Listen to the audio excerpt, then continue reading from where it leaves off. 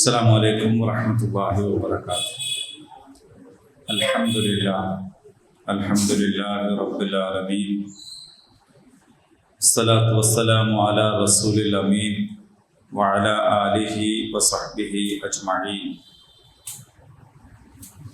أعوذ بالله من الشيطان الرجيم. ألم تر إلى الذي حاج إبراهيم في ربه أن آتاه الله الملك إذ قال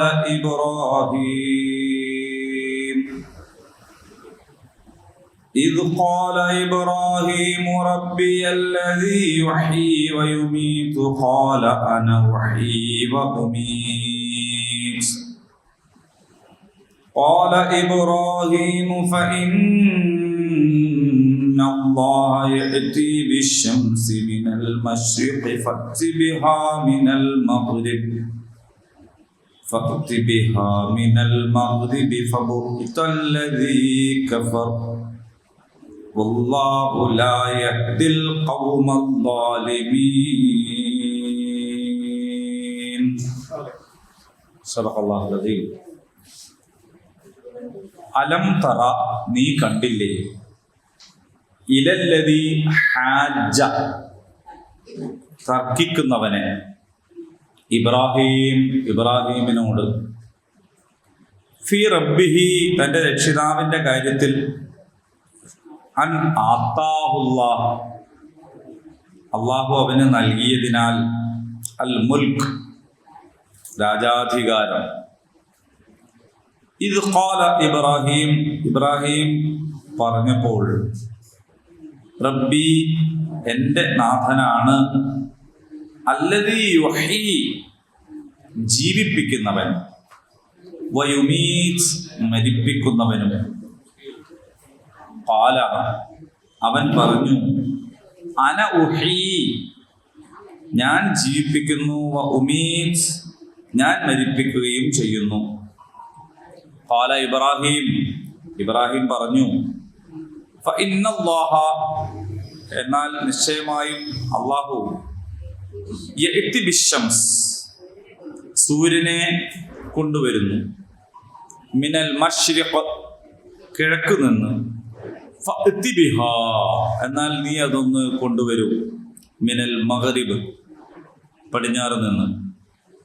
ഫബുഹിത, അപ്പോൾ ഉത്തരം മുട്ടി, അല്ലദീ കഫറ, നിഷേധിച്ചവൻ, വല്ലാഹു, അല്ലാഹു ആണ്, ലാ യഹ്ദിൽ ഖൗമൽ ളാലിമീൻ, അക്രമികളായ ജനതയെ നേർമാർഗത്തിലാക്കുകയില്ല. സൂറത്തുൽ ബഖറയിലെ വളരെ പ്രധാനപ്പെട്ട ഒരു ആയത്ത്, പരിശുദ്ധ ഖുർആനിലെ തന്നെ പ്രധാനപ്പെട്ട ഒരായത്ത്, 255-ാമത്തെ ആയത്തുൽ കുർസി. ആയത്തുൽ കുർസിന് ശേഷം ലാ ഇക്റാഹ ഫിദ്ദീൻ, യാതൊരു തരത്തിലുള്ള ബലപ്രയോഗങ്ങളുമില്ല,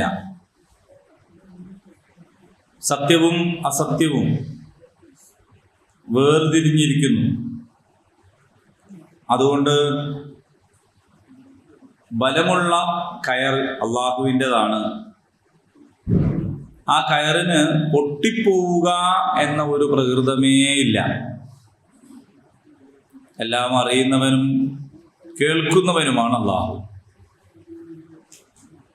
ഇതിനു ശേഷം അള്ളാഹു വിശ്വസിച്ചവരുടെ രക്ഷകനാണ്.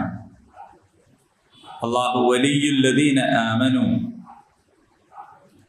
യുഖ്രിജുഹും മിനൽ-ളുലുമാത്ത് ഇലൻ-നൂർ, അവൻ ഇരുട്ടുകളിൽ നിന്ന് പ്രകാശത്തിലേക്ക് നയിക്കുന്നു.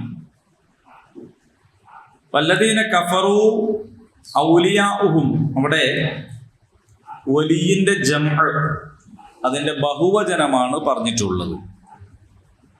കാരണം കാഫിറുകൾക്ക് ഒരു വലിയല്ല, ഒരുപാട് വലിയകളാണ്. ഉള്ളത്. എന്നാൽ ആ രക്ഷാധികാരികൾ എന്താണ്? താവൂത്താണ്, ദൈവേതര ശക്തികളാണ്, ദുശക്തികളാണ്, അതിരുകവിഞ്ഞവരാണ്. അവർ ചെയ്യുന്നത് എന്താണ്? വെളിച്ചത്തിൽ നിന്ന് ഇരുട്ടുകളിലേക്ക് നയിക്കുകയാണ് ചെയ്യുന്നത്. ഞങ്ങളെ രക്ഷാധികാരികളാക്കിയവരാണല്ലോ, അതുകൊണ്ട് ഇവരെ നേരെ ആക്കി കളയാം എന്നല്ല അവർ വിചാരിക്കുന്നത്. അവരെ രക്ഷാധികാരികളാക്കിയവരെ ഇരുട്ടുകളിലേക്ക് നയിക്കുകയാണ് അവർ ചെയ്യുന്നത്. അങ്ങനെ ദൈവേതര ശക്തികളെ സ്വയം അതിരു ലംഘിക്കുകയും മറ്റുള്ളവരെ അതിർ ലംഘനത്തിന് വേണ്ടി പ്രേരിപ്പിക്കുകയും ചെയ്യുന്നവരെ വലിയുകളായി സ്വീകരിച്ചിട്ടുള്ള നിഷേധികൾ, ആ നിഷേധികൾ അസ്ഹാബുന്നാർ, നരകവാസികളാണ്. അവരതിൽ എല്ലാ കാലവും ഒരു മോചനവും ലഭിക്കാതെ ആ നരകത്തിൽ തന്നെ കിടക്കേണ്ടി വരും. ഇത്രയുമാണ് പറഞ്ഞിട്ടുള്ളത്. ഇനി അതൊന്നുകൂടി വിശദീകരിക്കുകയാണ് പ്രത്യേകമായ ഒരു രീതിയിൽ. അലം തറ എന്ന് പറഞ്ഞാൽ, ആ എന്ന് പറഞ്ഞാൽ ചോദിക്കുകയാണ്. മനോഹരമായ ഒരു ഭാഷയാണ് അറബി. ചില സൂചനകൾ തന്നെ മതി, വലിയ അർത്ഥം അത് ഉൾക്കൊള്ളും. ആ ആ എന്ന് പറഞ്ഞാൽ തന്നെ ചോദ്യം ചോദിക്കലേ. അല്ലാഹു, അല്ലാഹു അല്ലയോ? അൻതും, നീ അല്ലയോ? ഇങ്ങനെയൊക്കെ ഉള്ള ചോദ്യങ്ങളും. ആ നമ്മൾ മലയാളവുമായി താരതമ്യപ്പെടുത്തുമ്പോൾ മലയാളത്തിലെ ഒന്നാമത്തെ അക്ഷരം പഠിക്കണമെങ്കിൽ നല്ല കഴിവും പ്രാപ്തിയും നേടിയെടുത്താലേ കഴിയും ഒന്നാമത്തെ അക്ഷരം എഴുതണമെങ്കിൽ. അതുകൊണ്ട് കുട്ടികളെ പഠിപ്പിക്കുന്നവരിപ്പോ റ, ന, ത അങ്ങനെ തുടങ്ങുന്നത്.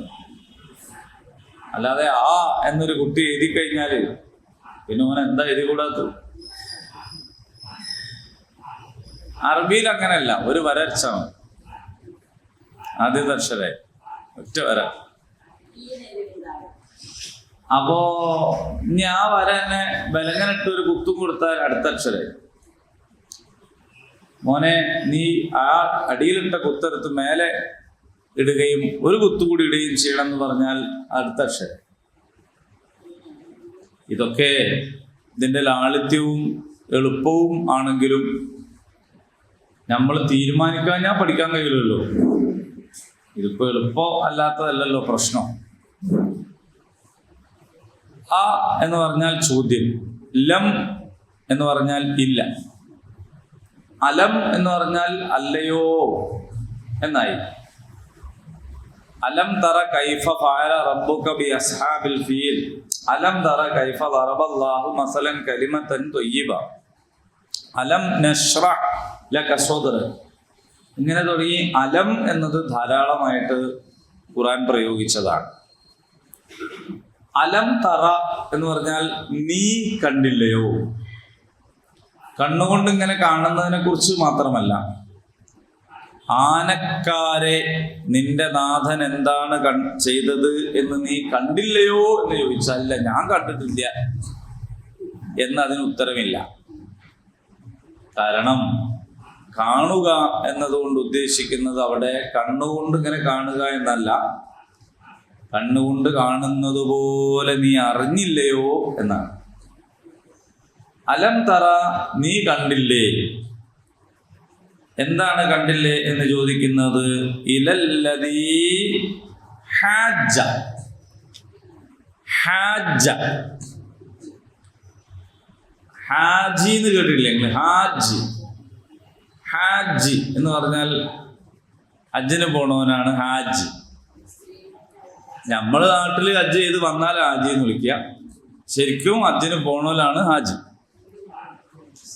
അതിൻ്റെ സ്ത്രീലിംഗമായിട്ട് ഹാജ എന്ന് പറയാറുണ്ട്, ഹാജ. പിന്നെ നമ്മൾ ഹാജത്ത് കേട്ടിട്ടുണ്ട്, നമ്മൾ ആഗ്രഹം എന്നുള്ളത്. ഇതൊന്നുമല്ല ഇവിടെ പറയണത്. ഇവിടെ ഇത് രണ്ടും അല്ല പറയണത്. ഇവിടെ ഹുജ്ജത്ത് എന്ന് നമ്മൾ കേട്ടിട്ടുണ്ടാവും, ന്യായം. ഹുജ്ജത്ത്, തെളിവ്, ന്യായം ബോധിപ്പിക്കുക, ഹുജ്ജത്ത് പൂർത്തിയാക്കുക എന്നൊക്കെ കേട്ടിട്ടുണ്ടാവും. കേട്ടിട്ടുണ്ടാവും എന്ന് വിചാരിക്കുകയാണ്. കേട്ടിട്ടുണ്ടോ? നമ്മളെ ഹുജ്ജത്ത് പൂർത്തീകരിക്കണം നമ്മൾ.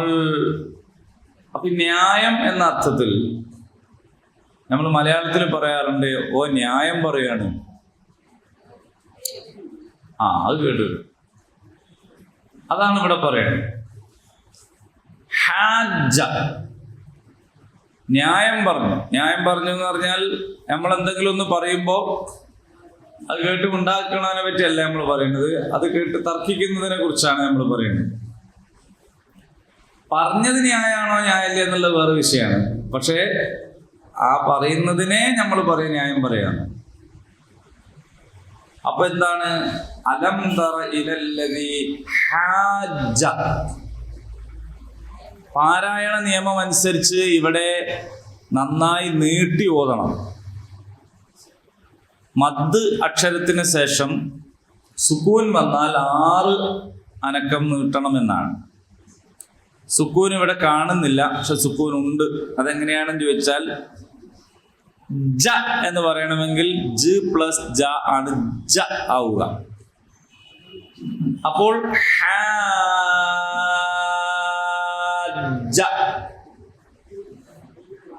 നീട്ടി ഓതും. അലം തറ ഇലല്ലദീ ഹാജ ഇബ്രാഹീമ ഫീ റബ്ബിഹി അൻ ആതാഹുല്ലാഹ്. അപ്പോൾ ഇബ്രാഹിമിനോട് തർക്കിച്ചവനെ നീ കണ്ടില്ലേ? ഫീ റബ്ബിഹി, അവന്റെ നാഥന്റെ, രക്ഷിതാവിന്റെ, റബ്ബിന്റെ കാര്യത്തിൽ. അപ്പൊ ഇവിടെ കുറെ കാര്യങ്ങൾ പറയാതെ വിട്ടുകളഞ്ഞിരിക്കുകയാണ്. ഒന്ന്, ഈ തർക്കത്തിലേക്ക് ഇബ്രാഹിം അലൈഹി സ്വലാമിനോട് തർക്കിച്ച വ്യക്തി തർക്കത്തിലേക്ക് എത്തിയ ഒരു സാഹചര്യം ഇവിടെ പറഞ്ഞിട്ടില്ല.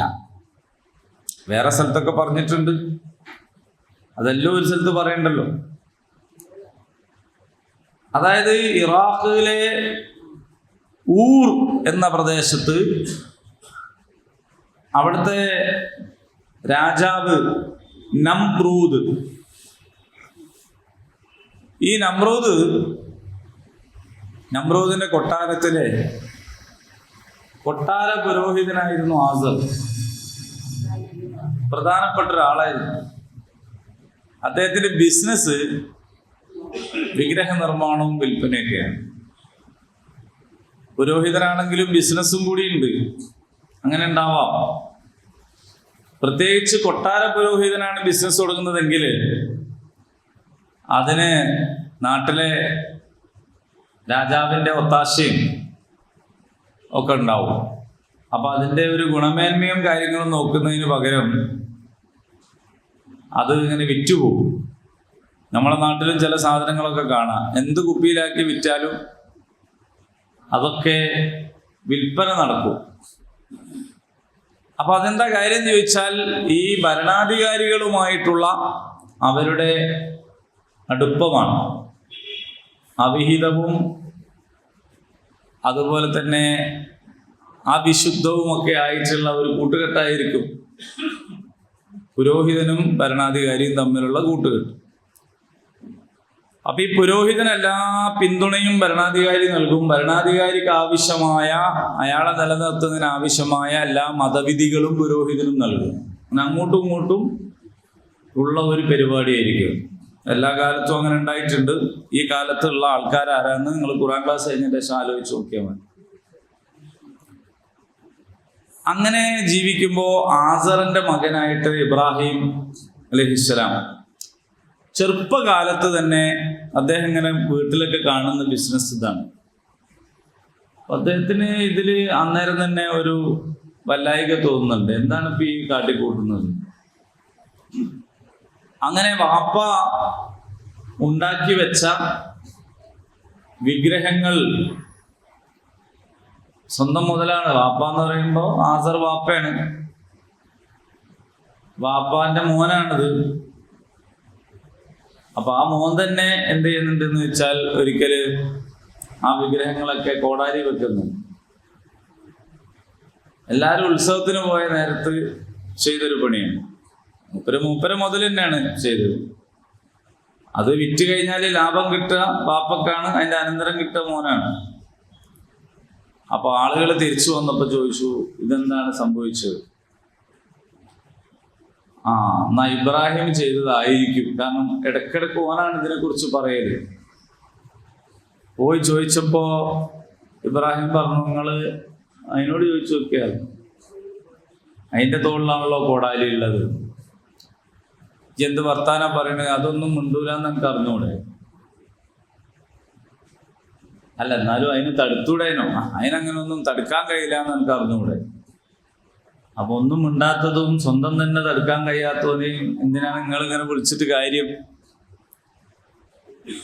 ഇത് അവരുടെ ശ്രദ്ധ സന്മാർഗത്തിലേക്ക് തിരിയാൻ ആവശ്യമായ പ്രേരണയും പ്രചോദനവുമായിരുന്നു. പക്ഷേ അവരുടെ മനസ്സ് നിറച്ചും ഇരുട്ടാണ്. അപ്പൊ അവരിങ്ങനെ ആലോചിക്കുന്നില്ല, ചിന്തിക്കുന്നില്ല. ചിന്തിക്കാതെ അവരുടേതായ ന്യായത്തിൽ മുന്നോട്ട് പോവുകയാണ് ചെയ്യാൻ. ഇന്ന് നടക്കുന്ന സംഭവ വികാസങ്ങളുമായിട്ട് അതിനെ നിങ്ങൾ തട്ടിച്ചു നോക്കണം. ഇപ്പം വേണ്ട, ഖുർആൻ ക്ലാസ് കഴിഞ്ഞിട്ട് അങ്ങനെയാണ് രാജാവിന്റെ മുമ്പിൽ എത്തുന്നത്. നാട്ടിലെ എല്ലാ പ്രശ്നവും ഇങ്ങനെ നേർക്ക് നേരെ രാജാവിന്റെ മുമ്പിലൊന്നും എത്തൂല, അതിന് മുമ്പ് തന്നെ കൈകാര്യം ചെയ്യപ്പെടും. പക്ഷെ ഇതങ്ങനെ ഏതോ ഒരാളല്ല. ഇത് ആ രാജകൊട്ടാരത്തിൽ ഏറ്റവും കൂടുതൽ സ്ഥാനവും അധികാരവും, പുതിയ ഭാഷയിൽ പറഞ്ഞാൽ പ്രിവിലേജ് ഉള്ള ഒരാളാണ്. അങ്ങനെ കൊട്ടാരത്തിലെത്തി ആ നമ്രൂദ് ആണ് ഇബ്രാഹിം അലൈഹി സ്വലാമിനോട് സംസാരിക്കുന്നത്. ഇവിടെ പേരില്ല, ഇന്നടത്തുള്ള ഇന്ന ആള് എന്നൊന്നും ഇവിടെ പറഞ്ഞിട്ടില്ല. അങ്ങനെ ഒരു ആധാര ഭാഷ അല്ല ഖുർആനിൻ്റെ. ആധാരത്തിൽ അങ്ങനെയല്ല ഉണ്ടാവുക. ഇന്ന ഇടത്ത് ഇന്ന പറമ്പിൽ താമസിക്കുന്ന ഇന്നയാളുടെ മകൻ സ്വസ്ഥം, അല്ലേ, ഫുലാൻ ഇത്ര വയസ്സ്, മകൾ സ്വസ്ഥം. ഒരു സ്വസ്ഥതയില്ലായിട്ടായിരിക്കും ആധാരം ഉണ്ടാക്കി. പക്ഷെ ആധാരത്തിൽ കണ്ടമാനം പ്രാവശ്യം സ്വസ്ഥം എഴുതിയിട്ടുണ്ടാവും. ഇങ്ങനെ ഒരു പ്രദേശം, അവിടുത്തെ രാജാവ്, ഇങ്ങനെ എവിടെയെങ്കിലും കാണാൻ പറ്റൂല. കാരണം ഇവിടെ ആളെ പോരിച്ച പറയലല്ല ഇവിടുത്തെ ഉദ്ദേശം. നമ്മളുടെ സംസാരത്തിലും നമ്മൾ ശ്രദ്ധിക്കേണ്ട കാര്യമാണ്. നമ്മൾ വിഷയം പറഞ്ഞാൽ തന്നെ തിരിയണ കാര്യത്തിൽ വെറുതെ മനുഷ്യന്മാര് പേര് പറയരുത്. ഒരു സംഗതി പറഞ്ഞാൽ മതിയാവുന്നിടത്ത് വെറുതെ നമ്മൾ എന്ത് ചെയ്യരുത്, ആളെ പേര് പറഞ്ഞ് കൊണ്ടുവരേണ്ട കാര്യമില്ല. വിഷയം പറഞ്ഞാൽ മതി. ഖുർആനിലെ പലപ്പോഴും വജാഅ അല്ലേ, ഒരാൾ വന്നു. ആര് വന്നു? ആരോ ഒരാൾ, അത്ര മതി. എന്തിനാ ഇപ്പൊ നിങ്ങൾക്ക് ഈ പേര് അറിഞ്ഞിട്ട് കാര്യം? അപ്പോ ഖുർആൻ അതിന്റെ സ്ഥലം വിനിയോഗിക്കുക, വളരെ കൃത്യമായി സംഗതിക്കുക. പക്ഷെ നമുക്കൊരാകാംക്ഷ ഉണ്ടോ ആരാന്ന് അറിയാൻ. ആരടാ ഇബ്രാഹിം നബിനോട് ഇങ്ങനെ പറഞ്ഞു? അപ്പോഴാണ് അവിടെ അതിന്റെ വിശദാംശങ്ങൾ, വിശദീകരണങ്ങൾ മുഫസ്സിറുകൾ നമുക്ക് നൽകുക. ആ നൽകുന്നതാണിത്. നമ്രൂദ് ചോദിച്ചു, അല്ല ഇബ്രാഹിം, ആരാണ് നിന്റെ അള്ളാഹു? ആ ചോദ്യം പാടില്ല, ചോദ്യത്തിന് ആവശ്യമില്ല. കാരണം പറഞ്ഞ ഉത്തരത്തുന്നത് മനസ്സിലാവുന്നുണ്ട്. കാരണം അങ്ങനെ തർക്കിച്ചപ്പോൾ എന്ന് പറഞ്ഞപ്പോ എന്താണ് ഇത്? ഖാല ഇബ്രാഹിമു, ഇബ്രാഹിം പറഞ്ഞു, എന്ന് പറയുമ്പം തന്നെ മനസ്സിലാകുന്നുണ്ട് ചോദിച്ചത് ഇന്നതായിരിക്കും. അപ്പൊ പിന്നെ ആ ചോദ്യം പറയേണ്ടിയില്ല. ഇത് ഖാല ഇബ്രാഹിം പറഞ്ഞപ്പോൾ, റബ്ബി എൻ്റെ റബ്ബ്, അല്ലദീ യുഹീ വ യുമീത്, ജീവിപ്പിക്കുകയും മരിപ്പിക്കുകയും ചെയ്യുന്നവരാണ്. അപ്പൊ നിന്റെ റബ്ബ് ആരാന്നുള്ള ചോദ്യത്തിന്റെ ഉത്തരം ഇബ്രാഹിം അലൈഹിസ്സലാം നല്ല വൃത്തിയിൽ പറഞ്ഞു, ജീവിപ്പിക്കുകയും മരിപ്പിക്കുകയും ചെയ്യുന്നവരാണ്. പക്ഷെ ഇവനുണ്ടോ വിടുന്നു. അന ഉഹീ വ യുമീത്, ഞാൻ ജീവിപ്പിക്കുകയും മരിപ്പിക്കുകയും ചെയ്യുന്നുണ്ടല്ലോ. യഥാർത്ഥത്തിൽ നമ്രൂദ് ആരെയും ജീവിപ്പിക്കുകയും മരിപ്പിക്കുകയും ഒന്നും ചെയ്യുന്നില്ല. കാരണം ജീവിപ്പിക്കുക എന്ന് പറഞ്ഞാൽ ജീവൻ കൊടുക്കണ്ടേ. ജീവനില്ലാത്ത ഒന്നിന് ജീവൻ കൊടുക്കുന്നു എന്നതാണ് ഇബ്രാഹിം അലൈഹിസ്സലാം അള്ളാന്റെ ഒരു സിഫത്തായിട്ട് പറഞ്ഞത്. എൻ്റെ റബ്ബ് യുഹീ, അവൻ ജീവിപ്പിക്കുന്നവനാണ്, വയുമീത്, മരിപ്പിക്കുന്നവനാണ്. ഇത് രണ്ട് പണി നമ്രൂദ് ചെയ്യുന്നില്ല. നമ്രൂദ് ആകെ ചെയ്യുന്നത് കൊല്ലുകയും കൊല്ലാതെ വിടുകയും ചെയ്യുന്നു. ചിലരെ കൊല്ലുന്നു, ചിലരെ കൊല്ലാതെ വിടുന്നു.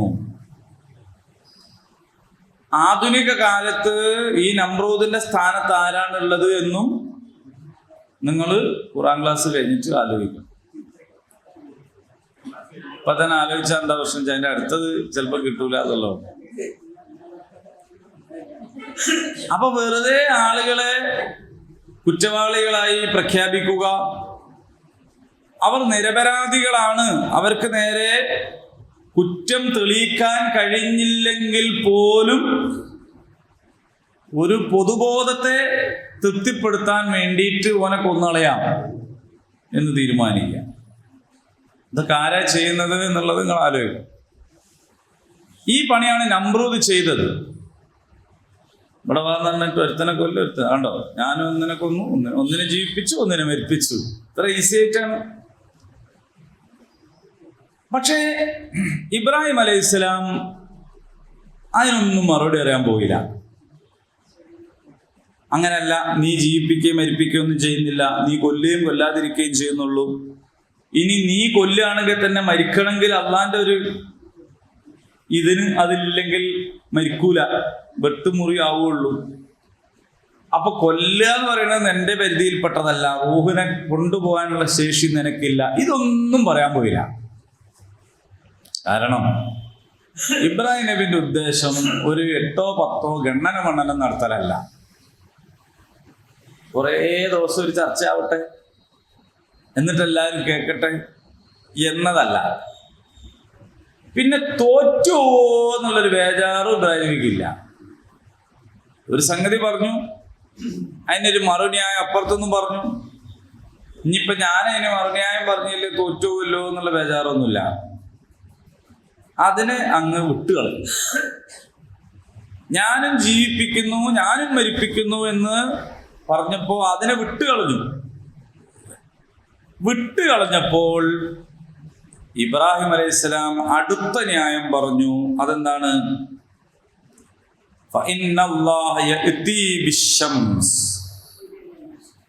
അള്ളാഹു എന്ത് ചെയ്യുന്നുണ്ട്? സൂര്യനെ കൊണ്ടുവരുന്നു. മിനൽ മശ്രിഖ്, കിഴക്ക് നിന്ന്, അഥവാ കിഴക്ക് നിന്ന് ഉദിപ്പിക്കുന്നു.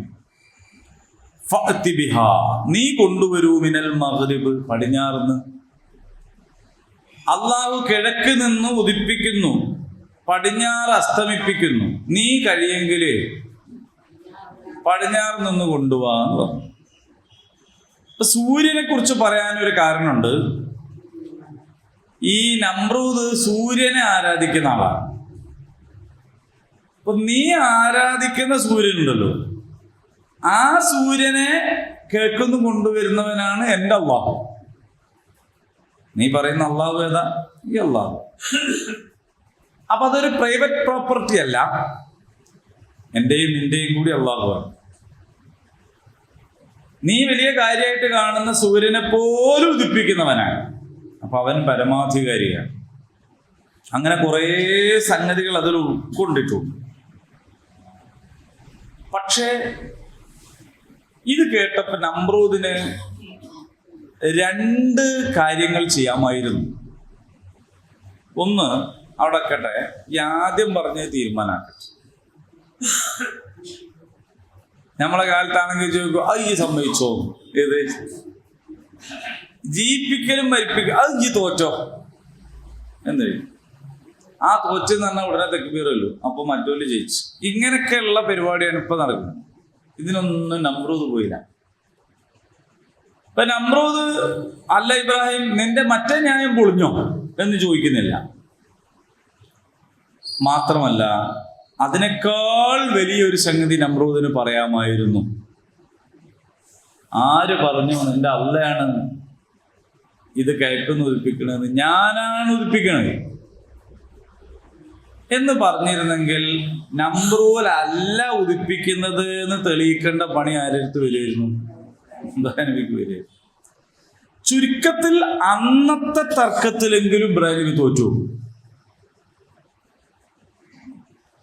കാരണം ആദ്യം പറഞ്ഞ ന്യായം തന്നെ, ഞാൻ ജീവിപ്പിക്കുന്നു, അള്ള ജീവിപ്പിക്കുന്നു മരിപ്പിക്കുന്നു എന്ന് പറഞ്ഞപ്പില്ല, ഞാൻ ജീവിപ്പിക്കുന്നു മരിപ്പിക്കുന്നു എന്ന് പറഞ്ഞെടുത്ത് നമ്രൂദ് ഒരു മേൽക്കൈയിൽ നിൽക്കുന്നു. അള്ള കേൾക്കുന്നു ഉദിപ്പിക്കുന്നു, നീ പടിഞ്ഞാറിന് കൊണ്ടുപോകാന്ന് പറഞ്ഞാൽ, അല്ലല്ല, ഞാനാണ് കേൾക്കുന്നു ഉദിപ്പിക്കുന്നത്, ഈ എൻ്റെ അള്ളനോട് പറഞ്ഞിട്ട് അതിനൊന്ന് പടിഞ്ഞാറിന് ഉദിപ്പിക്കും. അവൻ പറ്റും. പിന്നെ നമ്രൂദിനോട് പടിഞ്ഞാറിന് ഉദിപ്പിക്കാൻ പറയുമ്പോ എൻ്റെ അള്ളനോട് പറഞ്ഞിട്ട് ഒന്ന് പടിഞ്ഞാറിന് ഉദിപ്പിക്കുക പറഞ്ഞാൽ ഇബ്രാഹിം എന്ത് ചെയ്യും? നാളെ പടിഞ്ഞാറിന് ഉദിപ്പിക്കാൻ പറ്റുമോ? പക്ഷെ നമ്രൂദ് അത് പറഞ്ഞില്ല. എന്തുകൊണ്ട്? നമ്മളിങ്ങനെ ഖുർആൻ ഓതി ഇങ്ങനെ പോയാൽ പറ്റൂല. ഇത് നമ്മൾ കുറെ കേട്ട സംഭവമാണ്. നിങ്ങൾ ആദ്യമായിട്ട് കേൾക്കുക നമ്രൂദ് ഇബ്രാഹിം നബി അല്ല. അപ്പൊ കുറെ കേട്ടതാണ്. അപ്പൊ ഇനിയിപ്പോ ഒന്നുകൂടി കേട്ടത് കൊണ്ട് എന്താ? അപ്പൊ കേട്ടതിന്റെ മുകളിൽ ഇങ്ങനെ ചിന്തിച്ചു നോക്കണം, എന്തുകൊണ്ട് നമ്രൂദ് അങ്ങനെ പറഞ്ഞില്ല? അങ്ങനെ പറഞ്ഞിരുന്നെങ്കിൽ ഇബ്രാഹിമിനെ തോൽപ്പിക്കാമായിരുന്നല്ലോ. തൽക്കാലം തോൽപ്പിച്ചൂടെ? ഇനി വേറെന്തോ ന്യായം പറയേണ്ടി വരൂലേ? അപ്പോ നമ്രൂദ് എന്തുകൊണ്ട് സൂര്യൻ ഉദിക്കുന്നത് ഞാനാണ്, ഉദിപ്പിക്കുന്നത് ഞാനാണ്, എൻ്റെ അള്ളാഹ്ക്ക് കഴിവുണ്ടെങ്കിൽ പടിഞ്ഞാറൊന്നും ഉദിപ്പിക്കുക എന്ന് എന്തുകൊണ്ട് പറഞ്ഞില്ല? വാദപ്രതിവാദമാണല്ലോ. അതിൽ ജയിക്കുകയും തോൽക്കുകയൊക്കെ ചെയ്യാൻ വേണ്ടി പലതും പറയുന്നത് നമ്മൾ കേൾക്കുന്നു. നമ്രൂദ് എന്ന് പറയുന്ന കൊടിയ അക്രമിയായ മർദ്ദകനായ താവൂത്ത് എന്നാണ് ഖുർആൻ പറയുന്നത്. എന്തുകൊണ്ട് പറഞ്ഞില്ല?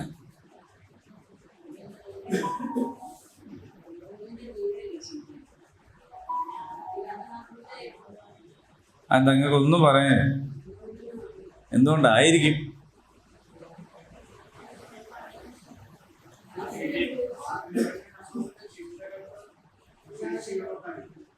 നമ്രൂദ് ഒരു സാധു ആയതുകൊണ്ടാ?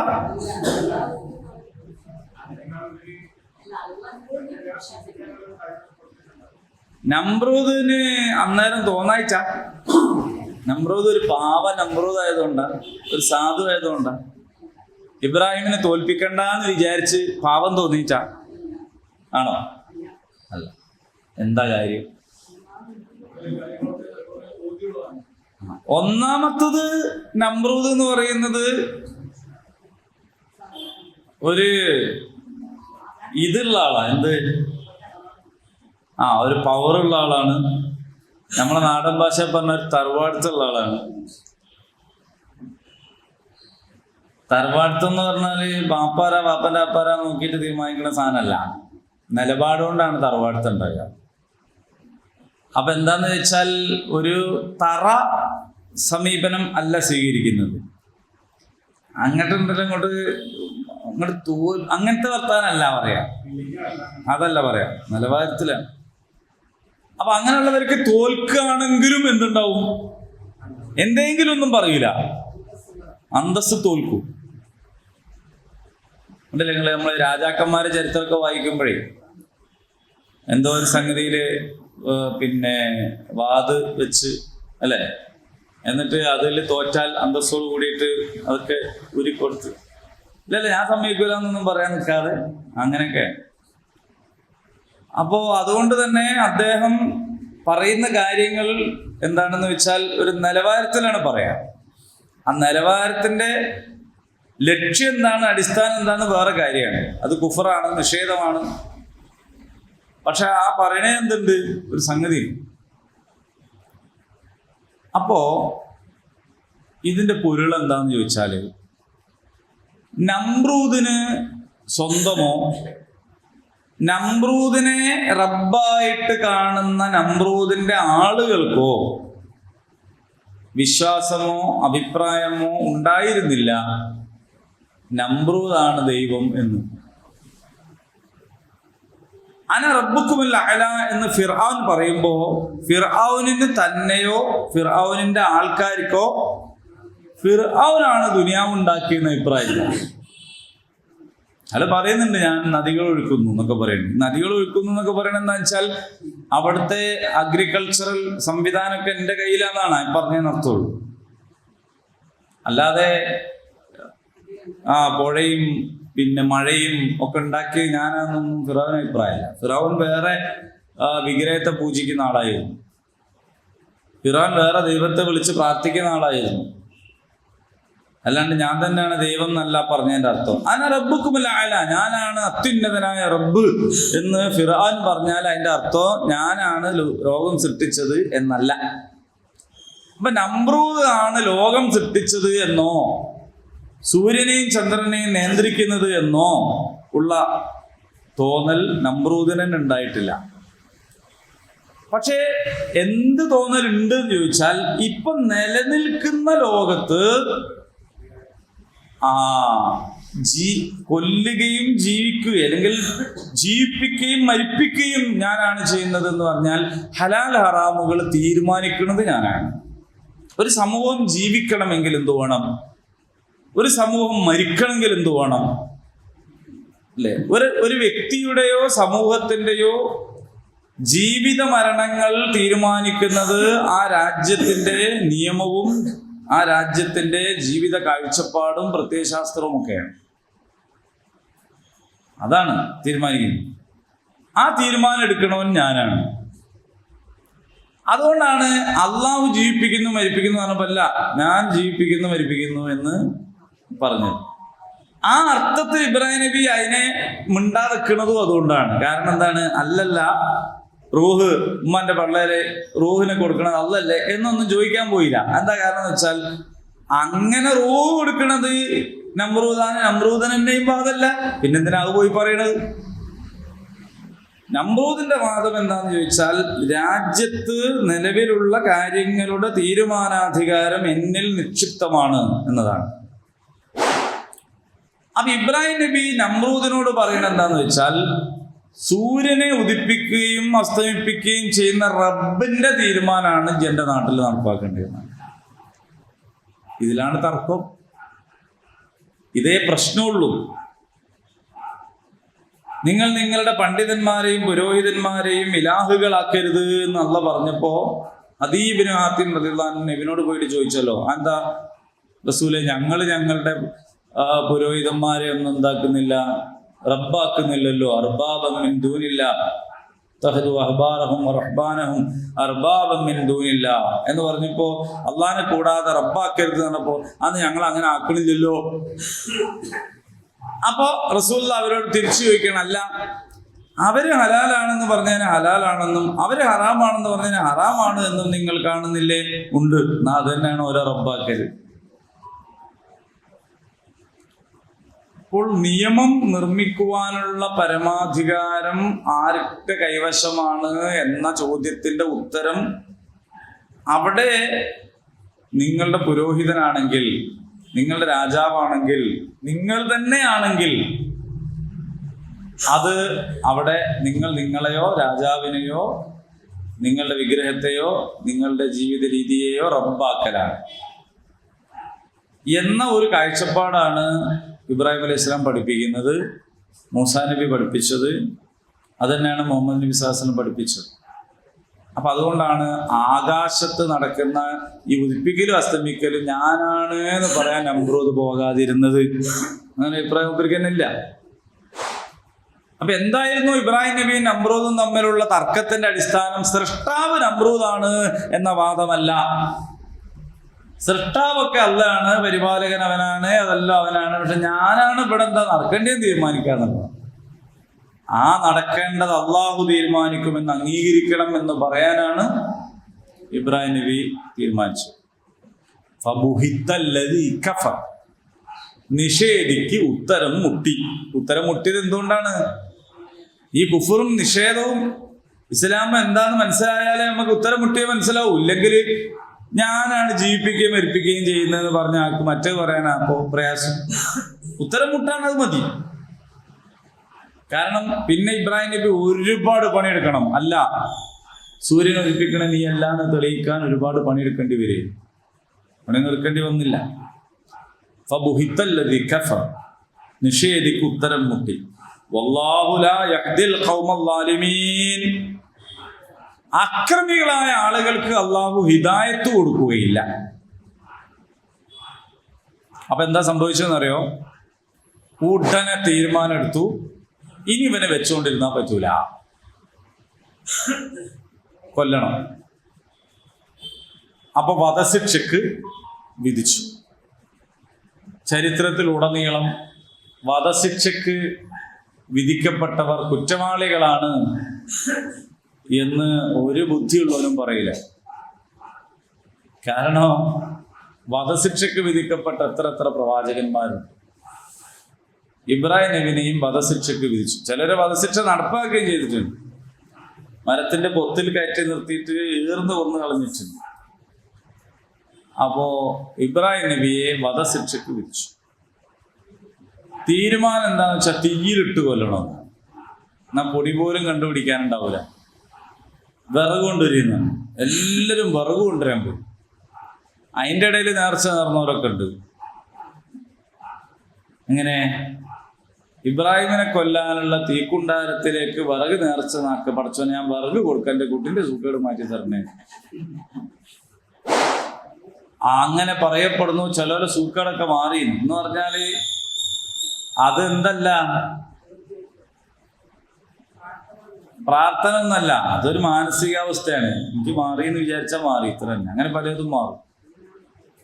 അപ്പോ വിറക് കൊണ്ടുവന്നു. അത് വലിയൊരു മൈതാനത്ത് കൊണ്ടുപോയിട്ട് കൂട്ടി. അത് ഒരുപാട് ഒരു വലിയ മല പോലെ ഉണ്ടായിരുന്നു എന്നാണ്. എന്നിട്ട് അതിന് തീ കൊടുത്തു. അടുക്കാൻ പറ്റാത്ത ചൂടാണ്. അപ്പൊ എന്ത് ചെയ്തു എന്ന് വെച്ചാൽ ഇബ്രാഹിം നബിനെ കൊണ്ടുപോയിട്ട് എറിയാനൊന്നും ഇവർക്ക് അടുക്കാൻ കഴിയില്ല. അപ്പൊ എന്താക്കി, ഈ ഇതിന്റെ മുകളിൽ വെച്ചിട്ട് അങ്ങോട്ട് വിട്ടു. കല്ലിന് പകരം മനുഷ്യനെ വെച്ചിട്ട് വിടുന്ന പരിപാടി ഉണ്ട്. അത് ഈ പണ്ട് കാലത്ത് യുദ്ധാവസരത്തിലൊക്കെ കോട്ടകൾക്കകത്തേക്ക് സൈനികർ അങ്ങനെ പറഞ്ഞേക്കും. ചാടിക്കിടക്കാൻ വേണ്ടിയിട്ട് അവിടെ കുന്തം പിടിച്ച ആൾ നിൽക്കുന്നുണ്ടാവുമല്ലോ. അപ്പൊ വലിയ ഈ സാധനത്തിന്റെ മുകളിൽ ആളെ വലിച്ചു വിടും. അപ്പൊ നേരെ അപ്പുറത്ത് പോയിട്ട് കോട്ടന്റെ ഉള്ളിൽ ചാടും. അങ്ങനെയൊക്കെയുള്ള യുദ്ധമുറകള്. അപ്പൊ ഇബ്രാഹിം നബി ആ ജാതി വലിയൊരു സാധനത്തിന്റെ മുകളിലാക്കിയിട്ട് വലിച്ചു വിട്ടു. അപ്പൊ പോയിട്ട് അതിന്റെ ഒത്ത നടുക്ക് വീണു. അപ്പം ഇവര് ആഹ്ലാദ നൃത്തം ചവിട്ടാൻ തുടങ്ങി. കാരണം ഇബ്രാഹിമിന്റെ കാര്യം കഴിഞ്ഞു. ഇനി ഇജാതി ചോദ്യം ചോദിക്കാൻ ഒരുത്തം ഇവിടെ ഉണ്ടാവില്ല എന്നുള്ള സമാധാനത്തിലാണ് പോലുള്ളത്. ചോദ്യം ചോദിച്ചാലാണുള്ള പ്രശ്നം. മിണ്ടാതെന്നാ ഒരു പ്രശ്നവുമില്ല. ഇബ്രാഹിം നബിക്ക് നല്ല സീറ്റും കിട്ടും. കാരണം ബാപ്പ ആസറാണ്. ബാപ്പാന്റെ മോൻ എന്നുള്ള നിലക്ക് നല്ല പരിഗണന കിട്ടും. ഇതിന്റെ ലാഭമൊക്കെ കിട്ടും. കൊട്ടാരത്തിലെ അടുത്ത പുരോഹിതനായിട്ട് നിയമിക്കപ്പെടും. ബുദ്ധിയൊക്കെ ഉള്ളത് കൊണ്ട് അത് പരമാവധി ഉപയോഗിക്കാനും പറ്റും. പക്ഷേ ഇബ്രാഹിം അലൈഹി സ്വലാം സത്യത്തിന്റെ മാർഗം തെരഞ്ഞെടുത്ത് ചോദ്യം ചോദിച്ചു. ആ ചോദ്യത്തിന് കിട്ടിയതാണ്. അപ്പൊ അല്ലാഹു തആല പറഞ്ഞു, എന്ത്? തീയിനോട് പറഞ്ഞു ബർദൻ വസലാമ, തണുപ്പും സുരക്ഷിതത്വവും നൽകണം. തണുപ്പ് തന്നെ നൽകി അതങ്ങ് ഓവറായി ഫ്രീസറുമായി ആയ എന്താവും? ഇടങ്ങേറാവൂല. അപ്പൊ ആ ഓവർ തണുപ്പ് വേണ്ട അല്ലേ? 15 റൂം തണുപ്പിക്കും AC. അപ്പൊ അത്ര വേണ്ട, ഒരു 20-21 ഇങ്ങനെ നിൽക്കുമ്പോഴാണ് ഒരു സൗകര്യം. അപ്പോ തണുപ്പാണെങ്കിലും സലാമത്തുള്ള തണുപ്പായിരിക്കണം, സുരക്ഷിതത്വമുള്ള ഒരു തണുപ്പ്. ഇത് മാത്രമല്ല, ഈ തീയിന്റെ ചൂടങ്ങ് പോയിട്ട് നല്ല സുഖമായി കഴിഞ്ഞാൽ ബാക്കിയുള്ളവർ പാഞ്ഞിങ്ങോട്ട് കയറൂലേ, പിന്നെയും പിടിച്ചിട്ട് ബുദ്ധിമുട്ടാക്കൂലേ. അപ്പൊ ഓൽക്ക് പാഞ്ഞ് കയറാനും കഴിയരുത്. അപ്പൊ ഓലെ മുമ്പിൽ ചൂട് തന്നെ, ഇബ്രാഹിം നബിക്ക് തണുപ്പ്. ഈ ഒരു കണ്ടീഷനിലേക്ക് തീയിനെ മാറ്റി. തീയൊക്കെ കെട്ടടങ്ങിയപ്പോൾ ഇബ്രാഹിം നബി പുകയും കരിയൊക്കെ തുടച്ച് വൃത്തിയാക്കിയിട്ട് ഇങ്ങനെ ചിരിച്ചുകൊണ്ട് വരും. എന്ത് കഥയാ? പിന്നെ ഇബ്രാഹിം നബി തീരുമാനിച്ചു, ഇനി ഇവിടെ നിൽക്കണ്ട, എൻ്റെ ഇവിടുത്തെ പണി കഴിയുന്നു. അങ്ങനെയാണ് ഫലസ്തീനിലേക്ക് പോയത്. പിന്നീട് അവിടുന്ന് ആണ് മക്കത്തേക്ക് പോയത്. ആ സംഭവമൊക്കെ അതിൻ്റെ തുടർച്ചയാണ്. അപ്പൊ ഇബ്രാഹിം അലൈഹിസ്സലാം നമ്രൂദുമായി നടത്തിയ സംവാദത്തിന്റെ പൊരുൾ എന്താണ് എന്ന് ചോദിച്ചാൽ, നമ്രൂദാകുന്ന രാജാവ് നാട്ടിൽ നടപ്പിലാക്കിക്കൊണ്ടിരിക്കുന്ന കാര്യങ്ങൾ നിർത്തിവെക്കണം. എന്നിട്ട് കിഴക്കുന്ന് സൂര്യൻ ഉദിപ്പിക്കുന്ന, പടിഞ്ഞാറ് അസ്തമിപ്പിക്കുന്ന പ്രപഞ്ചനാഥന്റെ കൽപ്പന നടപ്പിലാക്കണം. ഇതാണ് സംഭവം. ഇതിനിടയിൽ ഞാൻ ബോധപൂർവം പിന്നെ പറയാന്ന് ബാക്കി വെച്ച ഒരു വാക്കുണ്ട്. അതെന്താണെന്ന് ചോദിച്ചാല്, അൻ ആതാഹുല്ലാഹുൽ മുൽക്ക്. നമ്രൂദിന് അധികാരം ആര് കൊടുത്തു എന്നാ പറഞ്ഞത്? അള്ളാഹു കൊടുത്തു എന്നാ പറഞ്ഞത്. എന്താ അങ്ങനെ? അള്ളാഹുവാണ് രാജ്യനിവാസികൾ എങ്ങനെ ജീവിക്കണമെന്ന് തീരുമാനിക്കേണ്ടത് എങ്കിൽ അള്ളാഹുവിന്റെ നിയമം നടപ്പിലാക്കുന്ന ഒരാൾക്കല്ലേ അള്ളാഹ് അധികാരം കൊടുക്കാൻ പാടുള്ളൂ. അള്ളാഹ് എന്തുകൊണ്ടാണ് നമ്രൂദിനും ഫിറൗനിനും ഒക്കെ അധികാരം കൊടുത്തത്? ഇതാണ് ചോദ്യം. ഖുർആനിൽ പറയുന്നു, അവൻ ഉദ്ദേശിക്കുന്നവർക്ക് അധികാരം നൽകുന്നു, അവൻ ഉദ്ദേശിക്കുന്നവരെ അധികാരത്തിൽ നിന്ന് മാറ്റുന്നു. അപ്പൊ അള്ളാഹു കൊടുക്കുന്ന അധികാരമാണല്ലോ. എന്താ അള്ളാഹു അങ്ങനെയുള്ളവർക്ക് അധികാരം കൊടുക്കുന്നത്? നിങ്ങൾ ഖുർആൻ പഠിക്കണേന്റെ കൂടെ ചിന്തിക്കുകയും വേണോ, എന്നാലാണ്. അല്ലെങ്കിൽ നമ്മളെ ചിന്താശേഷിയൊക്കെ തുൻപിച്ചു പോകും. അല്ലാണ്ട് ആലോചിക്കണം, എന്താണ് അങ്ങനെ അള്ളാഹ് ചെയ്ത്. അല്ല, അതെന്താ അള്ളാഹ് അങ്ങനെയുള്ളവർക്ക് കൊടുക്കണമെന്നാ എൻ്റെ ചോദ്യം. ജനങ്ങൾക്ക് പരീക്ഷണം, നല്ലൊരു ഉത്തരാണ്.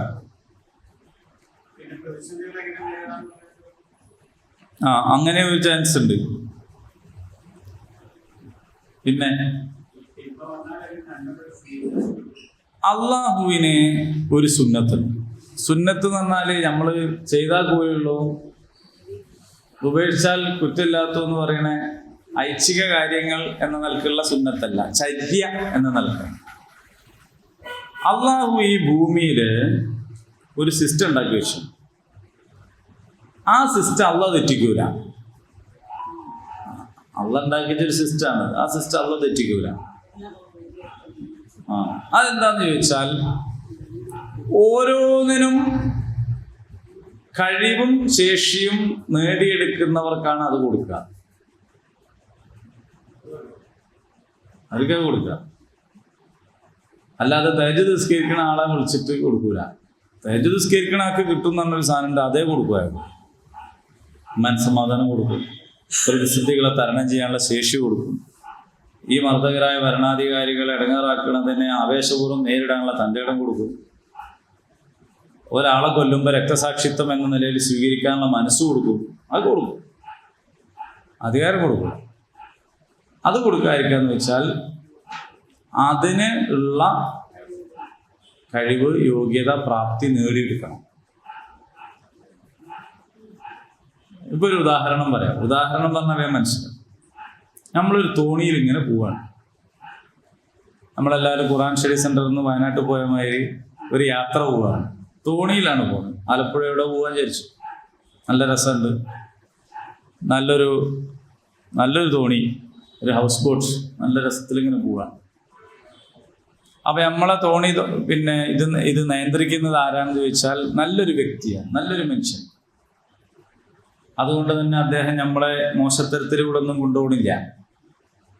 നമ്മളെ നല്ല നിലക്ക് തന്നെ കൊണ്ടുപോകണുള്ളൂ, നല്ല സംഗതിയിലേക്ക് പോകുന്നുള്ളൂ. വഴിക്ക് വെച്ച് അയാൾക്ക് ബോധം കിട്ടും. അയാൾക്ക് പിന്നെ തോണി തിരിക്കാൻ പോയിട്ട് അയാളെ തന്നെ ഇരുത്താൻ അയാൾക്ക് കഴിയാത്തൊരു കോലായി. ഇനി ഇതിനെന്താക്കും? അപ്പൊ നമ്മളെ കൂട്ടത്തിൽ തഹജ്ജുദ് നിസ്കരിക്കുന്നവരുണ്ട്, എല്ലാ സുന്നത്തും നോമ്പ് കൊടുക്കുന്നവരുണ്ട്, ദിക്റും ദുആനെ കൊണ്ടുള്ള സമ്പന്നമായ ആൾക്കാരുണ്ട്. നമ്മളെ നാടൻ ഭാഷ പറഞ്ഞ മുസാഫിന്റെ നടുക്കുണ്ടായിട്ടുള്ള ആൾക്കാർ. എന്നാൽ ഇയാൾ ബോധം കിട്ട സ്ഥിതിക്ക് ഞാൻ അവിടെ കയറി കുത്തിരിക്കട്ടെ എന്ന് പറഞ്ഞാൽ എന്താവും ഇതിന്റെ കഥ? അപ്പൊ നമ്മളാകെ കുടുങ്ങി നിൽക്കുമ്പോ നമ്മളിങ്ങനെ നോക്കുക. അപ്പൊ ഒരുത്തനുണ്ടാവുന്ന എരുന്തുമായിരുന്നു, വെള്ളത്തിൽ മുങ്ങി. എന്താണ്? അപ്പൊ ഓനെ പരിചയമുള്ളവർ പലരും ഇതിൻ്റെ അകത്തുണ്ട്. അപ്പൊ ഈ എരുന്ത് വരുന്നവനെ പറ്റി നമുക്കറിയാവോ? നല്ല നീന്തൽ അറിയുന്നവനും നല്ല തോണി തോയുന്നവനും ഓനെ ഈ ബോട്ടിൽ പണിയെടുക്കണവനൊക്കെയാണ്. കച്ചറാണ്, കൂട്ടിയനാണ്. ഓൻ ഈ ബോട്ടിൽ മര്യാദയ്ക്ക് പണിയെടുക്കാത്ത എന്തുകൊണ്ടാന്ന് വെച്ചാൽ എല്ലാ ദിവസവും പണിക്കരാത്തതുകൊണ്ട് മുതലാളി എന്താക്കിയതാണ്? പുറത്താക്കിയതാണ്. ഈ എരുന്ത് വാരി വിറ്റ പൈസ കിട്ടിയ ഓൻ ആദ്യം കള്ളും കുടിച്ചിട്ട് പോയിട്ട് പെണ്ണുങ്ങളെ നാവിക്ക് മുട്ടുങ്കാലുകൊണ്ട് ചവിട്ടണോനാണ്. അപ്പൊ നമ്മളെന്താ ചെയ്യുക? ഓനെ വിളിച്ച് ഈ ഇസ്ലാം സ്വീകരിക്കണോ, ഈ എന്നിട്ട് കള്ളുകൂടി മാറ്റ്, ഈ എന്നിട്ട് നല്ല മോനായിട്ട് വാ എന്ന് പറയല്ല ചെയ്യാം. നമ്മൾ ഓനോട് പറിച്ചു വന്നിട്ട് ഇതൊന്ന് കൺട്രോൾ ചെയ്യാം. അപ്പൊ ഓൻ ചോദിക്കുന്ന ആനൊക്കെ ആയിരിക്കും, കാരണം ഓന്റെ കഥ വേറെ. പക്ഷെ നമ്മളെ കയ്യിലുള്ള നിസ്കാരം നോമ്പിനോണ്ടൊന്നും എന്ത് ചെയ്യാൻ കഴിയില്ല, ഇത് തിരിക്കാൻ കഴിയില്ല. അപ്പൊ അത് തിരിക്കാൻ കഴിയുന്നവനെ നമ്മൾ ആക്കും പേടിച്ചിട്ടാണ് ആക്കുക. കാരണം ഓൻ ഇതും കൊണ്ട് കള്ളുഷാപ്പിലേക്കാണോ പോവുക? അതിനാ നല്ല സാധ്യത. ചുരുങ്ങിയ പക്ഷവും ഓനത് കിട്ടുന്നതിൻ്റെ ഇരിക്കൂടിയെങ്കിലും പോവും. എന്നിട്ട് എന്ത് ചെയ്യും?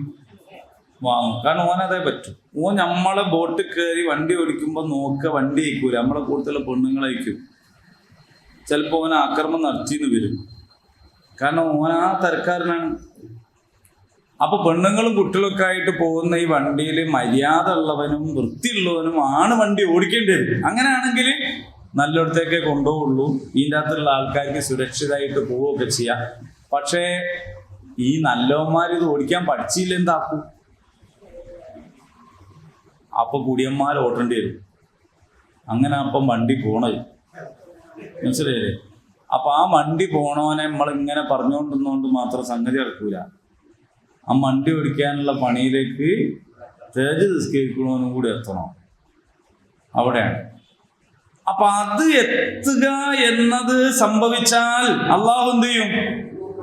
യൂസുഫ് നബി അങ്ങനെ എത്തിയിട്ട് ചോദിച്ചു, ഇങ്ങോട്ടാന്ന് പറഞ്ഞു. അപ്പൊ അള്ളാഹോട് കൊടുത്തു. അള്ളാഹ് അധികാരം കൊടുത്തില്ലേ? അപ്പൊ യൂസുഫ് നബി എന്താ ചെയ്തത്? അതിനുള്ള പ്രാപ്തി നേടിയെടുത്തിട്ട് കൊണ്ടാന്ന് പറഞ്ഞു. അപ്പൊ അല്ലാത്തൊരു ചോദ്യം അത് അങ്ങ് കൊടുത്തു. ആ പ്രാപ്തി ദാവൂദ് നബി നേടിയെടുത്തു. ദാവൂദ് നബി ആ പ്രാപ്തി നേടിയെടുത്തിട്ട് ദാവൂദ് നബി എന്ത് ചെയ്തു? ജാലൂത്തിനെ തോൽപ്പിച്ചു. ആ പ്രാപ്തി തന്നെയാണ് സുലൈമാൻ നബി നേടിയെടുത്തത്. ആ വണ്ടി നല്ല ഓടിക്കാനുള്ള പ്രാപ്തി മുഹമ്മദ് നബി നേടിയെടുത്തത് കൊണ്ടാണ് മദീനത്തെ ജൂതന്മാരും എല്ലാവരും കൂടിയിട്ട് അബ്ദുല്ലാഹിബിൻ ഉബയ്യനെ ഏൽപ്പിക്കാൻ ആ ഡ്രൈവറെ വിളിക്കാൻ വിചാരിച്ചിരിക്കോല്. അബ്ദുല്ലാഹിബിൻ ഉബയ്യനെ ആ ഡ്രൈവർ പറഞ്ഞ കുഞ്ഞുമോനെ ഇനി മാറിക്കോ, നല്ല ആള് വന്നുകിടാറ്. അങ്ങനെ മുഹമ്മദ് നബിനെ ഏൽപ്പിച്ചു. മുഹമ്മദ് നബി ആ വണ്ടി ഓടിച്ച് പോണത് കണ്ടപ്പോഴാണ് അബ്ദുല്ലാഹിബിൻ ഉബയ്യന് തോന്നിയത്, ഇത് എനിക്ക് കിട്ടേണ്ട പണിയായിരുന്നു, ഞാൻ ഇരിക്കേണ്ട ഡ്രൈവിംഗ് സീറ്റായിരുന്നു, അതുകൊണ്ട് ഇനി ഇതിനെങ്ങനെ ഇടങ്ങേറാക്കാന്ന് വിചാരിച്ചിട്ട് തോണിക്ക് ഓട്ടാക്കാൻ തീരുമാനിച്ചത്. അതിനാണ് നിഫാഖ് എന്ന് പറയാം. അതാണ് അബ്ദുല്ലാഹിബിൻ ഉബയ്യ് ചെയ്തുകൊണ്ടിരുന്നത്. ഈ പ്രാപ്തി നേടിയെടുത്ത് ദുനിയാവിനെ നല്ല നിലക്ക് കൊണ്ടുപോകണം. അതുകൊണ്ടാണ് ദാവൂദ് നബിനെ പറ്റിയിട്ട് ഖലീഫ എന്ന് അള്ളാഹു ഉപയോഗിച്ചത്. ഈ പ്രാപ്തി നിങ്ങൾ നേടിയെടുത്താൽ നിങ്ങളെ കയ്യിൽ ഈ വണ്ടിന്റെ സ്റ്റെയറിംഗ് തരും എന്നത് അള്ളാഹ് പറഞ്ഞതാണ്. ലയസ്തഖലിഫന്നഹും ഫിൽ അർള്, ഭൂമിയിൽ നിങ്ങൾക്ക്, സ്വർഗത്തിലൊന്നല്ല, ഭൂമിയിൽ തന്നെ ഇത് തരും. അപ്പോൾ ആത്താഹുല്ലാഹുൽ മുൽക്ക് എന്ന് പറഞ്ഞാൽ അധികാരം അള്ളാഹു നൽകുന്നതാണ്. പക്ഷെ അള്ളാഹു അധികാരം നൽകണമെങ്കിൽ എന്ത് ചെയ്യണം? അത് നമ്മൾ നേടിയെടുക്കണം, അതിനുള്ള പ്രാപ്തി നേടിയെടുക്കണം. അപ്പൊ നമ്മൾ ആത്മീയമായ, നമ്മൾ ദീനീ എന്ന് നമ്മൾ വിചാരിക്കുന്ന കാര്യങ്ങളിലാണ് നമ്മൾ പ്രാപ്തി നേടുന്നെങ്കിൽ നമുക്കത് കിട്ടും. അപ്പൊ നമുക്ക് വേണ്ടവണ്ണം കിട്ടുന്നുണ്ട്, അത് നമുക്ക് കിട്ടും. അതേ സമയത്ത് വാഹനത്തിന്റെ സ്റ്റെയറിങ് നമ്മളെ കയ്യിൽ കിട്ടണമെങ്കിൽ വണ്ടി ഓടിക്കാൻ നമ്മൾ പഠിക്കണം, അതിൻ്റെ എല്ലാ വിവരങ്ങളും ഒന്ന് കിട്ടണം. ഇനി അങ്ങനെ അല്ലാണ്ട് കെട്ടി നിൽക്കുക, നമ്മൾ എന്ത് ചെയ്യും? പറഞ്ഞ മാതിരി നമ്മളെ കൂടുതൽ വെച്ച് ഏറ്റവും കൂടുതൽ ഖുർആൻ ഓതുന്ന ഒരുത്തരം ഡ്രൈവിംഗ് സീറ്റ് പിടിച്ചിരുത്തി എന്തായിരിക്കും കഥ? അതല്ലേ രണ്ടാൾക്കാർ നടന്നു പോകുമ്പോൾ ഒരുത്തൻ മറ്റവനോട് പറഞ്ഞത്, മുന്നിൽ നിന്ന് ആനനെയും കൊണ്ട് പാപ്പാൻ വരുന്നത് കണ്ടപ്പോ, മുന്നിൽ നിന്ന് ആനനെയും കൊണ്ട് പാപ്പാൻ ഇങ്ങനെ നടന്നു വരുന്നുണ്ട്. ഇപ്പൊ രണ്ടാളും ഇവിടെ അങ്ങോട്ട് പോവാണ്, നമ്മളെ ഖുർആൻ സ്റ്റഡിയും കഴിഞ്ഞിട്ട്. അപ്പൊ ഒരുത്തൻ മറ്റോണ്ട് നമുക്ക് അതിനെ ചോദിച്ചു നോക്കിയാലോ, എനക്കുണ്ട ഭ്രാന്ത്, അങ്ങനെ ചോദിച്ചാൽ തരുമോന്ന് ചോദിച്ചു. ചോദിച്ചു നോക്കാന്നാണ്. അങ്ങനെ ആനന്റെ അടുത്ത് എത്തിയപ്പോ ഈ ആനനെ ഞങ്ങൾക്ക് തരുമോന്ന് ചോദിച്ചു. പാപ്പാൻ വന്ന് ആയിക്കോട്ടെ നിങ്ങൾ എടുത്തോളി. എന്താ പോയി ചെയ്യ? കാരണം ഈ ആനൻ എന്താ കാട്ടുക? ആട്ടുകുട്ടിയാണ് തർക്കെടുക്കുക. ഈ ആനനെ ആയിട്ട് എന്തോ ചെയ്യാൻ പറ്റുമോ? അപ്പൊ തന്നാ തന്നെ ഇടക്ക് തിരി വലത്ത് തിരി എന്നൊക്കെ പറഞ്ഞാൽ തിരിയുന്ന കോലത്തിൽ പറയാൻ അറിയണ്ടേ? അറിയാം. അപ്പൊ നമ്മൾ വിചാരിക്കുകയാണ്, നമ്മളിങ്ങനെ പുരയിൽ ഇങ്ങനെ ഇരുന്നിട്ട് ദിക്റും ദുആയൊക്കെ ആയിട്ട് ഇങ്ങനെ ഇരിക്കുമ്പോ ഒരു പാപ്പാൻ കയറി വരും, എന്നിട്ട് നമ്മക്ക് ആനനെ തരും. അപ്പൊ നമ്മൾ ആനപ്പുറത്ത് കയറും, നമ്മളിങ്ങനെ പോകുന്നു വിചാരിച്ചിങ്ങനെ നിൽക്കുകയാണ്. ഇനി അങ്ങനെ നിങ്ങൾക്ക് ഒരു ആനനെ തന്നാൽ തന്നെ കൊണ്ടെടുക്കാനാവോ? ഇല്ല. അപ്പൊ കൊണ്ടെടുക്കാനുള്ള പ്രാപ്തി നേടുമ്പോഴാണ് അള്ളാഹു എന്ത് ചെയ്യുള്ളൂ? ആ മുൽക്ക് ഇങ്ങോട്ട് തരുള്ളൂ. അത് തന്നാലേ ഉള്ളൂ നിങ്ങൾ ഉദ്ദേശിക്കുന്ന രീതിയിൽ നാട്ടിൽ നിർഭയത്വം നൽകി സമാധാനത്തോടു കൂടി മുന്നോട്ട് പോകാൻ കഴിയുള്ളൂ.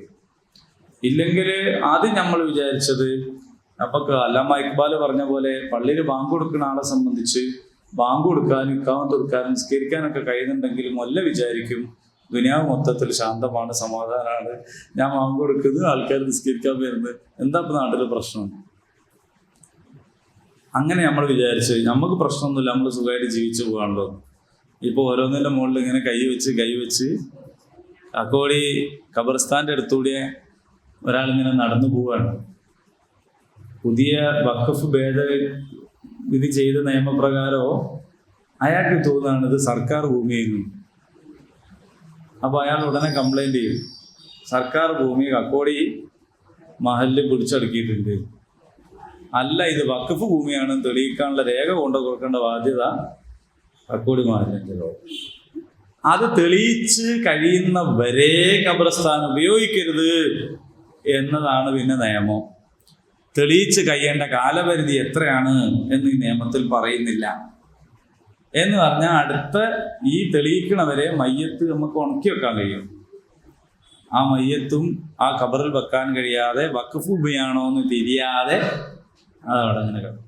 ഈ വഖഫ് ഭേദഗതി ചെയ്ത നിയമത്തിൽ ഏറ്റവും വലിയ പ്രശ്നം ആയിട്ട് തോന്നുന്നതാണ്, ഏത് സ്ഥലത്തെക്കുറിച്ചും നിങ്ങൾക്ക് പരാതി ഉന്നയിക്കാം. പരാതി ഉന്നയിച്ചു കഴിഞ്ഞാൽ അത് പരാതിയിൽപ്പെട്ട സ്ഥലമായി മാറി. അത് അങ്ങനല്ലാന്ന് തെളിയിക്കേണ്ട ബാധ്യത അത് കൊണ്ടെടുക്കണവർക്കായി. പലതും തെളിയിക്കാൻ ആവശ്യമുള്ളത്ര കടലാസ് നമ്മളടുത്ത് ഉണ്ടാവൂല. കാരണം കാലാതീതമായിട്ട് പിന്തുടർന്ന് വരുന്നൊരു സാധനമാണ്. അപ്പം എൻ്റെ അടുത്തുള്ള ഇന്ന ആൾ ഇന്ന ദിവസം തീരുമാനിച്ച് തന്നത് എന്നൊന്നും കടലാസ് ഉണ്ടായിക്കൊള്ളണമെന്നില്ല. അപ്പോൾ ആ കടലാസ് ഇല്ലാത്തത് കൊണ്ട് അനധികൃത ഭൂമിയായി മനസ്സിലാക്കുകയും സർക്കാരിലേക്ക് കണ്ടുകെട്ടുകയും ചെയ്യുന്ന ഒരു സാഹചര്യം ഉണ്ടാകും. ഇത് ഇതിലുള്ള ഒരു വലിയ സംഗതിയാണ്. ബൈ യൂസ് എന്ന് പറയുന്ന വഖഫിലെ സംഗതി ഉണ്ടായിരുന്നു. അതെന്താന്ന് വെച്ചാൽ എത്രയോ കാലങ്ങളായിട്ട് ഉപയോഗിച്ചുകൊണ്ടിരിക്കുന്നത് കൊണ്ട് വഖഫായ അതൊക്കെ ഒഴിവാക്കപ്പെടും. അതേപോലെ തന്നെ മുസ്ലിങ്ങൾക്കേ വഖഫ് ചെയ്യാൻ പറ്റുള്ളൂ. അപ്പം നമുക്ക് തോന്നുന്നു ആ നല്ല കാര്യം തന്നെയല്ലേ, മുസ്ലിങ്ങൾക്ക് ഉള്ള പറ്റുള്ളല്ലോ. അത് എന്നാൽ അതല്ല. കാരണം ഈ പറഞ്ഞ പാടികൾ, വയനാട്ടിൽ നമ്മൾ പാടികൾ കണ്ടില്ല, തേയിലത്തോട്ടങ്ങളൊക്കെ. അപ്പോൾ അവിടെ ടാറ്റ, ബിർള ഇവരുടെയൊക്കെ എസ്റ്റേറ്റുകളൊക്കെ ഉണ്ട്. ഓലവിടെ പണിക്കാർക്ക് അമ്പലം കൊടുത്തിട്ടുണ്ട്, ചർച്ച് കൊടുത്തിട്ടുണ്ട്, പള്ളി കൊടുത്തിട്ടുണ്ട്. ആ പള്ളിയായിട്ട് തുടർന്ന് വരും. പക്ഷേ ഇയാൾ ഇസ്ലാം സ്വീകരിക്കാത്ത ആളായതുകൊണ്ട് അയാൾ കൊടുത്തത് ഇനി മുതൽ വഖഫാവില്ല. ഇനി മുസ്ലിം എന്നാണെങ്കിലും 5 കൊല്ലത്തെ പ്രാക്ടീസിങ് മുസ്ലിം ആയിരിക്കണം. അപ്പൊ ഞാൻ ഒരു മുസ്ലിം ആണെന്ന് പറഞ്ഞിട്ട് ഒരാൾ ഇത് കൊടുത്താൽ നിങ്ങൾ 5 കൊല്ലത്തെ പ്രാക്ടീസിങ് മുസ്ലിം ആണെന്ന് ആര് സർട്ടിഫിക്കറ്റ് വരും? 5 നേരം നിസ്കരിക്കുന്ന ആളാണ്, റമദാനിൽ നോമ്പ് വെച്ചിക്കണ്, ഹജ്ജ് ചെയ്യാൻ പൈസ ചെയ്തതിന് എന്നുള്ള സർട്ടിഫിക്കറ്റ് ആരോ കൊടുക്കുമോ? അപ്പൊ പ്രാക്ടീസിങ് മുസ്ലിം ആരാണെന്ന് മനസ്സിലാവില്ല. എന്നാൽ വഖഫ് ചെയ്യണമെങ്കിൽ ഇത്രത്തോളം മുഅ്മിനാവണമെന്ന് തീരുമാനിച്ച അതേ നിയമം തന്നെ ഇത് കൈകാര്യം ചെയ്യുന്നതിൽ മുസ്ലിം ആയിക്കൊള്ളണമെന്നില്ല എന്നാണ് വെച്ചത് വഖഫ് ബോർഡ്. അപ്പൊ ഇത്തരത്തിലുള്ള സംഗതികളൊക്കെ ആയിട്ട് ഭരണകൂടം പോവും, സമരങ്ങൾ ഉണ്ടാവും, അപ്പൊ ആളെ കൊല്ലും, വെടിവെപ്പുണ്ടാവും, പ്രശ്നങ്ങളുണ്ടാവും. നമ്മൾ വിചാരിക്കുന്ന ദിക്റും ദുആയൊക്കെ അപ്പോഴും നിലനിൽക്കും. നമ്മളെ ഖുർആൻ പാരായണത്തിനൊന്നും കുഴപ്പമുണ്ടാവില്ല. പക്ഷെ ആ ഖുർആൻ പാരായണം പള്ളിക്കൊന്നും വേണോ വേണ്ടെന്നുള്ളത് തീരുമാനിക്കപ്പെടും. നിങ്ങളുടെ വീടിന്റെ മുകളിൽ നിങ്ങൾ പെരുന്നാൾ നിസ്കരിക്കരുതും പറഞ്ഞില്ലേ? ഇക്കൊല്ലം പറഞ്ഞില്ലേ? നിങ്ങള് പള്ളി ടാർപ്പായിട്ട് മൂടണം എന്ന് പറഞ്ഞ് മൂടിച്ചില്ലേ? അപ്പോ ഇനി പിന്നെ എങ്ങോട്ടാ ഇപ്പം ഇത് വരേണ്ടത്? അപ്പൊ അങ്ങനെ വരുമ്പോ നമ്മൾ നമ്മുടെ വഴി കണ്ടെത്തുകയും മനസ്സിലാക്കുകയും ഇത്തരം അന്യായങ്ങളോടും അനീതികളോടും എതിർപ്പ് പ്രകടിപ്പിക്കുന്ന സന്മനസ്സുള്ള സമുദായത്തിന് പുറത്തുള്ള മനുഷ്യന്മാരെ കൂടി ചേർത്ത് നിർത്തുകയും ചെയ്തുകൊണ്ട് മുന്നോട്ട് പോകേണ്ടിയുണ്ടാവും. നമ്മളെ പൗരത്വ പ്രക്ഷോഭമൊക്കെ പോലെ തന്നെ എല്ലാവരെയും ചേർത്ത് പിടിച്ച് എല്ലാവരെയും ഒന്നിപ്പിച്ച്, കാരണം ഇത് രാജ്യത്തിന് മൊത്തം ബാധിക്കുന്ന പ്രശ്നമാണല്ലോ, മുന്നോട്ട് കൊണ്ടുപോകാൻ നമ്മൾ ശ്രമിക്കേണ്ടി വരും. കാരണം താവൂത്താണ് രാജ്യം ഭരിക്കുന്നത്. താവൂത്ത് എന്ന് പറയുമ്പോൾ ഇതെന്തെല്ലാം പറയണമെന്ന് വിചാരിക്കേണ്ട. താവൂത്ത് നമ്മുടെ ഖുർആനിൽ പറഞ്ഞ കാര്യമാണ്. എന്താണ്? സ്വയം അതിക്രമിയാവുകയും മറ്റുള്ളവരെ അതിക്രമത്തിലേക്ക് നയിക്കുകയും ചെയ്യുന്നവരാണ് ഇന്നഹു തഗാ, താവൂത്ത് എന്ന് പറയും. അത് വ്യക്തിയാവാം, ആശയമാകാം, ഭരണകൂടമാകാം, സാക്ഷാൽ ശൈത്താനാകാം, നമ്മളെ ഉള്ളിൽ തന്നെ ഉള്ളതാവാം. ഇതൊക്കെ താവൂത്താണ്. അള്ളാഹുവിന്റെ ഇഷ്ടവും ഇംഗിതവും നടപ്പിലാക്കുന്ന അവസ്ഥക്കെതിരെ നിൽക്കുന്നവർ ആരൊക്കെയുണ്ടോ അതൊക്കെ താവൂത്താണ്. വജ്തനിബു താവൂത്ത്, നിങ്ങൾ ആ താവൂത്തിനെ വെടിയണം എന്ന് ഖുർആൻ പറയുന്നു. ഏതായാലും നമ്രൂദ് അതുകൊണ്ടാണ് ഞാനാണ് ഉദിപ്പിക്കുന്നത് എന്ന് പറയാതിരുന്നത്. നമ്രൂദിന് അറിയാം സൂര്യചന്ദ്രാദികളുടെ മേലൊന്നും എനിക്ക് കഴിയൊന്നുമില്ല, പക്ഷേ ഉള്ള നാട്ടിൽ ഞാൻ എൻ്റെ ഇഷ്ടം നടപ്പിലാക്കും എന്ന് തീരുമാനിച്ചു. ഒരു നബി ഈ ഭരണാധികാരിയോട് നിങ്ങൾ ഏതായാലും ഒരു കാര്യം ചെയ്യും, എനിക്കും എൻ്റെ കൂടെ വിശ്വസിച്ച ആൾക്കാർക്കും കൂടി ജീവിച്ചു പോകാനുള്ള ഒരു പള്ളിയും ഒരു യത്തീംഖാനയും ഒക്കെ തന്നാളി എന്ന് പറയുന്നതിന് പകരം ആ നമ്രൂദിനെ തന്നെ ചോദ്യം ചെയ്യുന്ന സാഹചര്യമാണ് ഉണ്ടായത്. ഫിറഔന്റെ അടുത്ത് പോയിട്ട് മൂസാ നബി പറഞ്ഞത് നമുക്ക് സാമ്പത്തിക സ്ഥലം തരണം എന്നല്ല, ഈ സമൂഹത്തിന്റെ കൂടെ വിട്ടുതരണം എന്നാണ്. അങ്ങനെ വിട്ടുതരണം എന്ന് പറയാൻ ഉള്ള ആർജവം ഉണ്ടാകുമ്പോഴാണ് നേരത്തെ പറഞ്ഞ ഡ്രൈവിംഗ് സീറ്റിൽ ഇരിക്കാനുള്ള ശേഷി, കഴിവ് നമുക്ക് നേടിയെടുക്കാൻ കഴിയും. ഇപ്പോൾ അവർ പഠിച്ച ഡ്രൈവിങ്ങും അവരെടുത്ത ലൈസൻസും അനുസരിച്ച് അവർ ഓടിക്കുകയാണ്. ആ പോണത് അപകടത്തിലേക്കാണെന്ന് മനസ്സിലാക്കി ആ അർത്ഥത്തിൽ മുന്നോട്ട് പോകും. അള്ളാഹു അനുഗ്രഹിക്കുമാറാകട്ടെ. ഇനി രണ്ടാമതൊരു ഉദാഹരണത്തിലേക്കാണ് അടുത്ത ആയത്ത് പ്രവേശിക്കുന്നത്. ഈ പറഞ്ഞ ആയത്തിൽ അള്ളാഹുവിന്റെ സൃഷ്ടിപ്പും അവന്റെ കൽപ്പനാധികാരവും ആണ് പ്രതിപാദിച്ചതെങ്കിൽ അടുത്തത് പരലോകവുമായി ബന്ധപ്പെട്ട തെളിവ് നൽകുന്ന ഉദാഹരണത്തിലേക്കാണ് പ്രവേശിക്കുന്നത്. ഇൻഷാ അല്ലാഹ് അടുത്ത ക്ലാസ്സിൽ നമുക്ക് അതിനെക്കുറിച്ച് പറയാം. അല്ലാഹുമ്മ റബ്ബനാ ആതിനാ ഫിദ്ദുനിയാ ഹസന വഫിൽ ആഖിറതി ഹസനത്തും വഖിനാ അദാബന്നാർ. ആമീൻ. അൽഹംദുലില്ലാഹി റബ്ബിൽ ആലമീൻ.